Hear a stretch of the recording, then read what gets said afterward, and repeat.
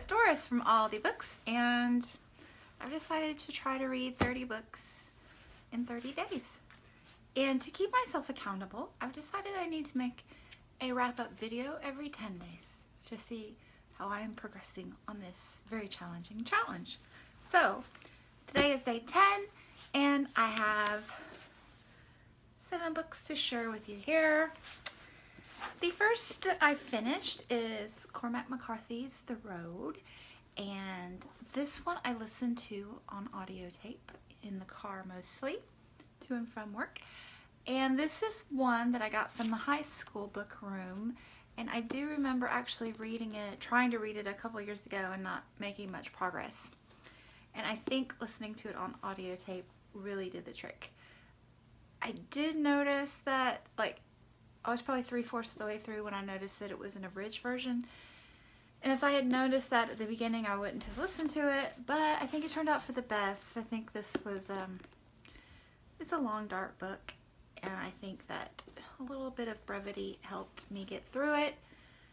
I liked it a lot. It was a good, impactful story. It's post-apocalyptic and survival story. A man and his young son. It's pretty dark. Is that the word I use? Yes. I mean, look at the cover. It's dark. Anyway, I'm very curious if any of you have read this. The last paragraph about the brook trout intrigues me. I think that he was deliberately vague there. I'm just curious your thoughts. So if you've read it and you have an opinion on what he is saying with the last paragraph, I would love to hear it. And then I read The Mare. Finished that by Mary Gateskill. This one was longlisted for the Bailey's Prize this year. I enjoyed this. It wasn't, one of my favorites of the year, but neither did I. It's just middle of the road enjoyment, and it's giving me a lot of thoughts, especially after watching some reviews. The thoughts just keep swirling in my mind. So instead of going into it now, which will make this video really long, I think I'm going to make a review video tomorrow. Not today because I'm feeling slightly scattered today, but I'm going to work myself into making a review video tomorrow. And it is not my intent to make review videos on this channel. I don't read books critically. I just read them voraciously. But anyway, yeah, I just have so many thoughts that I need to get out of my head. So, yeah, The Mare, coming of age novel, horror stories, yep. And then Milk and Honey, happy Poetry Month to you all, by Rupi Kaur. This was good. This is a little poetry book with line drawings in it, and there's a nice one. And it's divided into 4 sections: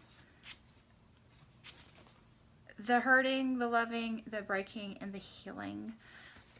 And my enjoyment of this book progressed over the course of the 4 sections. The hurting, really, it didn't resonate with me because I didn't have the same life experiences. And so there were 4 or 5 poems that I thought were pretty good, but overall it just didn't resonate with me. The loving was a little better, but still not as impactful. The breaking, more. And then the healing, oh my gosh, I loved that section so much. It's a section I will reread. It's very, not necessarily recovering from a breakup like you would assume with the titles of the chapters. Very much empowerment, female empowerment. So yes, I liked it a lot. And then I read A Little Something Different by Sandy Hall. And this is published by Swoon Reads. Isn't that funny? Anyway, this is a young adult freshman year of college. I just thought it was just very refreshing, lighthearted. I enjoyed it tremendously. It's written from varying perspectives, which is a style that I really, really like. And it was just a light, fluffy romance as the cover implies. And I liked it. Super fun. And then I finished The Vegetarian by Han Kang. And where's my other book? Here it is. Human Acts. I mentioned recently, last month maybe, how much I loved this. This was a gorgeous, gorgeous, gorgeous book. So I had very high hopes for The Vegetarian, written by the same author. A booktube darling. And yeah, so let's talk about what I liked. The cover is fabulous, and I don't know if you can tell at all the subtleties of it, but it so gorgeously matches the story. Same with Human Acts. I'd be curious to know if the same designers worked on these stories. Really curious to know. This one won the Man Booker International last year, so that's another plus for it. And then the translator, this was a neat story. This was the first of Han Kang's books that was translated into English, and apparently Deborah Smith taught herself Korean, and in 6 years' time became good enough to translate a novel. I mean, that's amazing to me. Really amazing. And as I said, I think that Human Acts is a gorgeous book. And I was really impressed with the translating in this book because it just read so beautifully. And I think that's hard to do because translating is a craft. You have to be literary minded. You have to have a soul for that to be able to do it well. So she did it stunningly well in this book. This being her first, I assume it's her first that she ever translated. It wasn't as good to me. It was a little clunky. There were 4 spots that I noticed where grammatically it just had a little awkward blip. And I just wonder that editors don't pick up on those things, because it's really distracting when you're reading and you come across a little blip. I don't know how to say it. But yeah, I was totally impressed with the translator that she could do that. And then especially this one, this translation is just stunning. It's all stunning. So yeah, so the reason that I know all that about the translator is because I was reading this and not enjoying it whatsoever. And I had heard that it was an allegory, so I went online to try to discover a little more information to maybe help me enjoy it more. And that's when I read a New York Times review and learned about the translator. But that's about all I learned that was helpful to me. Anyway, the other positive thing about it is that I finally have that, you know, those tags where you're supposed to say, what book is it that, you know, you don't agree with the rest of BookTube on, and, you know, this one's going to be it for me. I didn't like it at all. None of it. I'm so sorry. The dark poems, not poems, but her dream sequences, they just didn't shock me or terrorize me, or they weren't profound. The erotica in the middle section just wasn't my thing at all. I did see where she was trying to go with the beautiful art images. I did get that part, but still, it's just, I don't know. And then the third section, it's written in 3 sections. The third section with mental illness, I kind of felt like I was wanting to connect with that. And I almost got there, but I don't know, something about the writing, it just, it just slowed me down, and I just started skimming because it just wasn't connecting with me at all. So yeah, no. I was very disappointed because this, I would not be surprised if it ends up on my favorites, and this, I would not be surprised if it shows up in an unhaul video. There you go. That's what I think about that. And then I finished Wheel at a Greg's, Swallowing Mercury, and this is just a charming book. I loved it so much. It's tiny. Like, it's even smaller than The Vegetarian, which is a small book. It just feels so good in your hands, and the cover is adorable, fabulous. And then the story, it very much reminded me of The House on Mango Street by Sandra Cisneros. Just the little vignettes and the coming of age stories.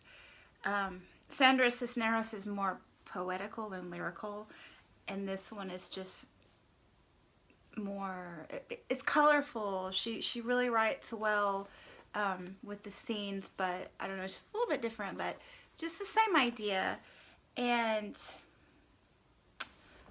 I really liked reading these slowly. Like, I would read one little section, and the chapters are small. They're 4, 5, 6 pages each one, and so I would read one and then go read something else just to have time to, it's not a book you want to power through, you want to enjoy it.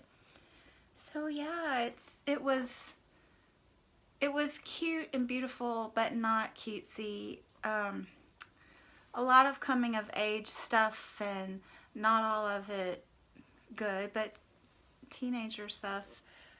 And one thing I really connected with was this story was in the 80s, and just the girl in the story, her life experiences were almost paralleling mine, but in a completely different culture. So I thought that was really fun.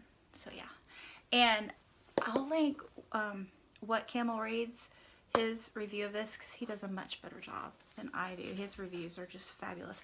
And actually, I'll link, he has a review of The Vegetarian as well that's a positive review, and I think his was the best to me to help me understand the story, even though I'm still not in love with it. And if you want to read the comments, the Poptimist left some very insightful comments in what Kamil reads review. So I'll link those as well. And then, let's have a drum roll. I finished White Trash. Yes, I did. My son told me last weekend, "Wow, Mom, you've been reading that book a really long time." Yeah. All year, in fact, I've been reading this book. And I finished it today. Hallelujah. Yeah, it's not really even that long. It's just 321 pages. Plus some infomercial stuff in the back. No. Anyway, yeah, there were some interesting parts. Like, I really liked Andrew Jackson and Lyndon B. Johnson and Jimmy Carter, the eugenics chapter. I mean, there were some interesting things, and I think I mentioned before the Civil War chapter where the slave owners wanted to make one of the houses slave owners instead of, you know, the House of Lords in England, slave owners in the New World. And on the flip side, I think, like, the Poptimist did a little bit of a review of this, and he liked it. And he mentioned, you know, he doesn't know that much about U.S. history, or as much as someone who grew up in the States, rather. So it was interesting to him. I think I had just the opposite reaction because I grew up in the South. I totally relate to the white trash culture. I understand it fully. I grew up in the rural South, the daughter of a commercial fisherman. And I just totally get it. And I just really felt from from practically the first page, I felt like the author was extremely biased in her view and just really had blinders on about what she was trying to say.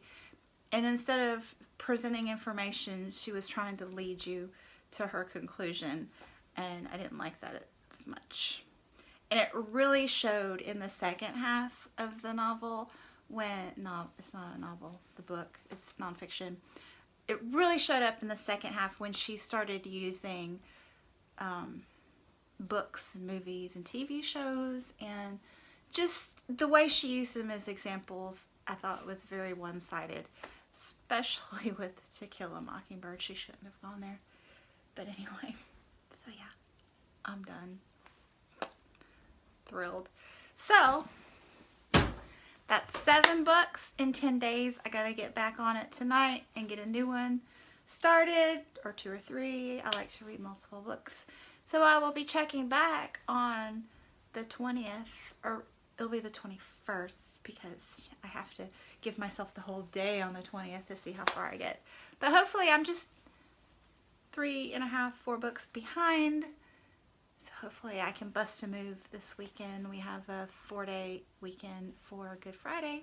So yay. Wish me luck. Thanks for watching. Bye.